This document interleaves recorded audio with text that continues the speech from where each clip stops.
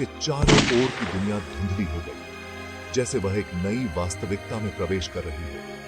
वह लड़खड़ा गई, फिर हाँफने लगी। उसकी आंखों में आश्चर्य और विस्मय था। परिचित पत्थर की गली चली गई थी, जैसे वह किसी जादू से गायब हो गई हो। उसकी जगह एक लुभावनी आंगन थी, जो उसकी कल्पना से भी अधिक सुंदर था। फव्वारे पानी से नाच रहे थे, जो जवाहरात की तरह चमक रहा था, जैसे वे किसी जादुई संगीत पर थिरक रहे हों। अजीब और सुंदर पौधे जीवंत रंगों में खिले हुए थे, जैसे वे किसी जादुई दुनिया का हिस्सा हो। लीरा की आंखें चौड़ी हो गईं। ये बात थी, ये वह जगह थी जिसका उसने हमेशा सपना देखा था। उसका एडवेंचर शुरू हो रहा था और वह इसके लिए पूरी तरह तैयार थी। उसके अंदर उत्साह उमड़ रहा था, जैसे वह एक नई दुनिया में प्रवेश कर रही हो। यही वह जगह थी जिसके बारे में उसने सपना देखा था। एक ऐसी जगह जहां हर सपना सच हो सकता था। एक ऐसी जगह जहां जादू सच था और हर कोने में एक नई कहानी छिपी हुई थी, जहां वह वास्तव में संबंधित थी, जहां उसे अपना सच्चा स्थान मिला था। लीरा मुस्कुराई। यह उसका नया घर था, कमालों की अकादमी, जहां हर दिन एक नया जादू लेकर आता था। जादू की फुसफुसाहट। अकादमी हॉल जीवंत हो उठते हैं, जैसे हर कोने में जादू की लहरें दौड़ रही हों। लीरा अकादमी के भव्य हॉल से होकर गुजरी। उसकी आंखों में जिज्ञासा और दिल में उत्साह था। सना हुआ कांच की खिड़कियों से धूप बह रही थी, जैसे रंगीन रोशनी का जादू बिखेर रही हो। रोशनी ने पत्थर के फर्श को रंगों के बहुरूप दर्शक में रंग दिया। हर कदम पर एक नई छवि उभरती। उसके चारों ओर फुसफुसाहट गूंज उठी, जैसे हर कोई किसी गहरे रहस्य को साझा कर रहा हो। छात्र उत्साह से बातें कर रहे थे। उनकी आंखों में चमक और आवाजों में जोश था। उन्होंने मंत्र और औषधि की बात कही, जैसे वे किसी अद्भुत खोज के कगार पर हों। लीरा ने सुनने के लिए दबाव डाला। उसकी जिज्ञासा उसे और करीब खींच रही थी। वह सब कुछ सीखने के लिए तरस गई। उसकी आंखों में ज्ञान की प्यास थी। अकादमी का हर इंच जादू से धड़कता था, जैसे हर दीवार और हर पत्थर में कोई कहानी छिपी हो। लीरा ने इसे हवा में थरथराते हुए महसूस किया, जैसे जादू की हर लहर उसे छू रही हो। यह उसकी अपनी रगों में भी धड़कता था। वह घर पर थी, जैसे यह जगह उसकी आत्मा का हिस्सा हो। वह इसे अपनी हड्डियों में महसूस कर सकती थी, जैसे जादू उसकी हर सांस में बसा हो। एक हंसी ने लीरा का ध्यान खींचा। उसकी जिज्ञासा और बढ़ गई। छात्रों का एक समूह पास ही खड़ा था। उनकी बातचीत में एक रहस्यमय आकर्षण था। वे एक छोटे प्यारे जीव को देख रहे थे, जो जादू से भरा हुआ था।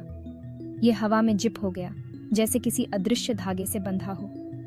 लीरा की आंखें चौड़ी हो गईं, उसकी सांसें थम गईं। यह एक छोटा ड्रैगन था, उसके हाथ से बड़ा नहीं, लेकिन उसकी उपस्थिति में एक अद्भुत शक्ति थी। वह इसके रहस्य जानने के लिए इंतजार नहीं कर सकती थी। उसकी आंखों में एक नई चमक थी। औषधि मास्टर कियान से मिलना और संभावनाओं का अमृत। लीरा ने एक कक्षा में प्रवेश किया जो बुदबुदाते हुए मनगढ़ंत कहानियों से भरी हुई थी। अजीब सी महक, अद्भुत और भयानक दोनों हवा में तैर रही थी। एक बड़े से डेस्क के पीछे झिलमिलाती आंखों और एक नेक मुस्कान वाला एक आदमी खड़ा था। यह मास्टर कियान थे, औषधि मास्टर। स्वागत है युवा क्यान गर्जा। मुझे आप में ज्ञान की प्यास दिखाई देती है। औषधि जादू की जीवन रेखा है।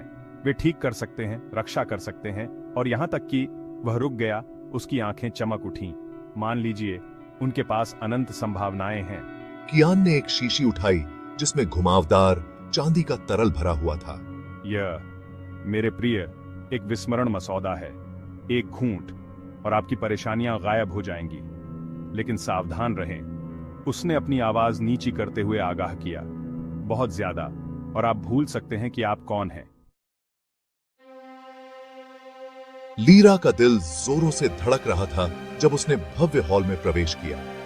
एथर ऑर्ब का इंतजार था। यह एक शानदार क्रिस्टल क्षेत्र था जो एक आंतरिक प्रकाश के साथ स्पंदित हो रहा था।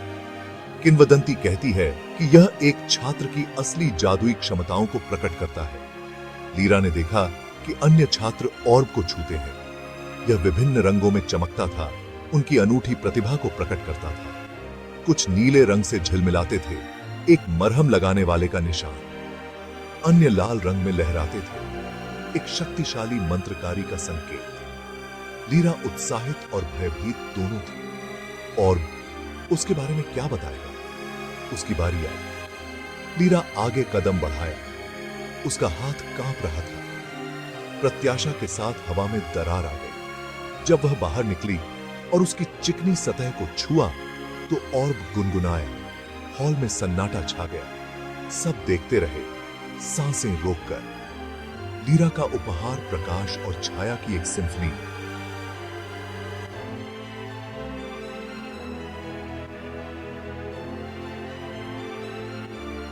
एथर ऑर्ब प्रकाश की एक अंधाधुंध फ्लैश में फट गया। लीरा हांफने लगी क्योंकि ऊर्जा की एक लहर उसके माध्यम से बहती थी। यह परिचित और अजीब दोनों लगा। जब प्रकाश कम हुआ तो ऑर्ब एक असाधारण संयोजन के साथ स्पंदित हुआ। यह जीवंत रंगों से घूमता रहा, नीले, लाल और पहले कभी नहीं देखे गए चांदी के बहुरूप दर्शक। हॉल में हांफने और फुसफुसाहट की आवाज गूंज उठी। ऐसा संयोजन पहले कभी किसी ने नहीं देखा था। उल्लेखनीय मास्टर कियान। आश्चर्य से उसकी आंखें चौड़ी हो गई। आगे कदम बढ़ाया।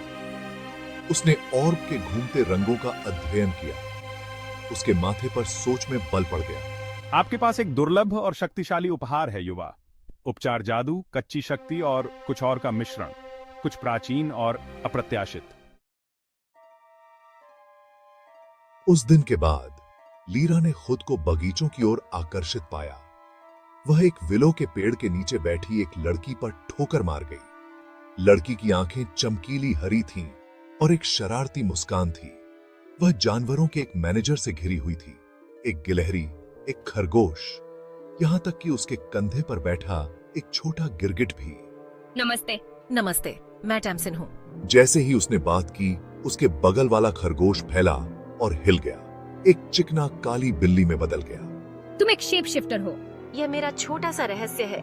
खैर, अब इतना गुप्त नहीं है मुझे लगता है, लेकिन चिंता मत करो, तुम्हारा रहस्य मेरे पास सुरक्षित है।